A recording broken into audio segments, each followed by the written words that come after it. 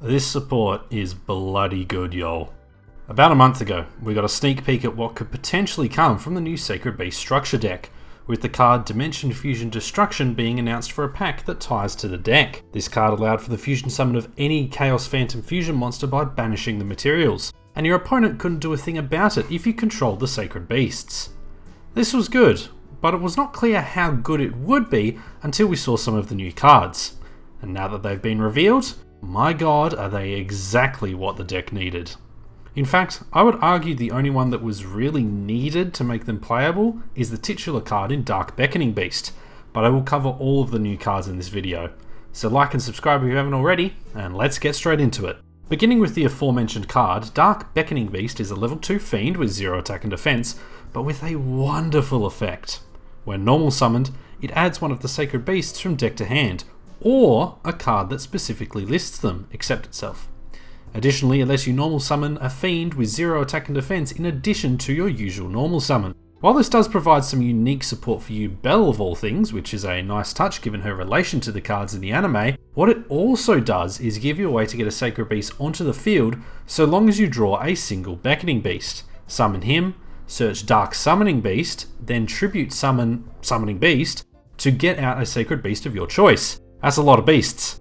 This plays nicely into the support we already have for the deck, specifically Fallen Paradise, which gives the Sacred Beast the protection from targeting and destruction they should have had anyway. Plus it makes the straight up draw 2 cards part of Fallen Paradise live, potentially even right from the start of the duel, which allows you to draw into other cards that can potentially help you to win the duel, for example the new Raviel monster, which puts you in OTK range easily.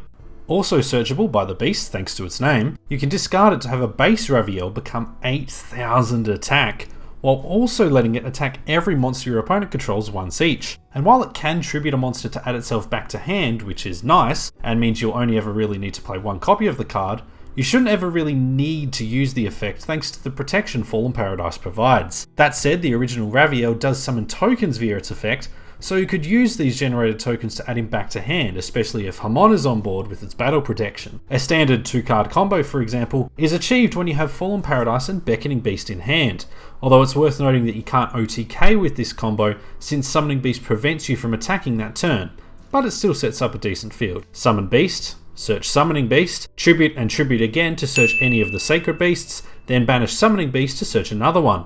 Draw 2 from Fallen Paradise, and with a bit of luck, you'll have the components needed to summon a second Sacred Beast, in part thanks to the other 2 new cards that have also been revealed. Cerulean Skyfire is one of these and is a new continuous spell, which allows you to now use both face up and face down spells to summon Hamon from the hand with the Sacred Beast's effect. Additionally, it also provides protection, especially to Fallen Paradise, if it stays on board, negating any one spell trap your opponent controls while you control an attack position Hamon, which then changes it to defense position, which makes Hamon's battle protection live, meaning your opponent will only be able to attack it, a 4000 defense wall. It also has a third effect, which prevents you from taking damage for the rest of the turn if a Sacred Beast leaves the field. While this can be niche in use, as with Fallen Paradise, the only way that they will leave the field is through spinning, non-targeting removal such as Dingirsu, but it also won't see as much use like its second effect, as it will likely be used as one of the tributes for Hamon should that monster be summoned outside of Beckoning and Summoning shenanigans. All in all, it's a good card which provides the deck with some desperately needed interruption, but it falls short of the final new card to be revealed, Hyper Blaze. A continuous trap, surprise surprise, it provides the same first effect as Cerulean Skyfire, letting you also use face down traps to summon Uriah, which is fantastic, and makes Uriah actually summonable normally now, while also giving it at least 3000 attack, something it would not gain from being summoned by the smaller beasts, although it is worth noting this trap has to be active, meaning this does take a turn to happen. Additionally, if you manage to not use it for the summon of Uriah, or if you summoned Uriah with the smaller beasts, it can boost Uriah's attack to usable levels anyway with the secondary effect, which sends any traps to the graveyard to grant it attack and defense equal to the number of traps on the field and in the graveyard times 1000. At the very least, Uriah will gain 2 stacks from this, but given the prevalence of traps like Red Reboot, Impermanence and Evenly Matched, I could see this being much higher as it encompasses both the fields and both the graveyards, rather than Uriah's normal, just your graveyard effect, to the point where I can see it reaching stat lines of the other two Sacred Beasts. However, the real meat of the card comes from the third effect of it, letting you discard any card to either add a Sacred Beast from deck to hand, or just straight up summon that Sacred Beast to the field, ignoring its summoning conditions. This is an absolutely fantastic effect, and one the deck has been crying out for a while. Of course, this combined with the combo mentioned before would mean you can get all three Sacred Beasts out in effectively one turn, so long as you set this and have a card to discard, and given Fallen Paradise lets you draw two cards just straight up for free as long as you control a Sacred Beast while it's on the field, that means this should be possible, but in an ideal scenario. I don't see it happening a lot, but it's certainly possible. Despite making the deck playable and definitely what I would call good, giving the targeting and destruction protection to 3 level 10 monsters, 2 of which will have 4k stat lines at least, as well as a simple bit of interruption, this deck still has a way to go before I consider it anything beyond strong at a casual level. Not having any real form of negations outside of a continuous spell that may be tributed to summon Hamon means it's susceptible to interruptions, especially when going second. Destruction of Fallen Paradise or the negation of either of the small beasts will stop the deck dead in its tracks, leaving you to hope you have a Hyperblaze in hand that's usable on the next turn. Additionally, that attack restriction on Dark Summoning Beast prevents Raviel from being able to attack on the second turn to go for an easy OTK when combined with the new Raviel that was revealed. While I am somewhat sad that this cannot be done, as a protected 8k beta that can attack up to 6 times is just dumb and I love it, I understand having this restriction, and I'm honestly impressed Konami decided to put that restriction on Summoning Beast. An example of future-proofing that actually went right.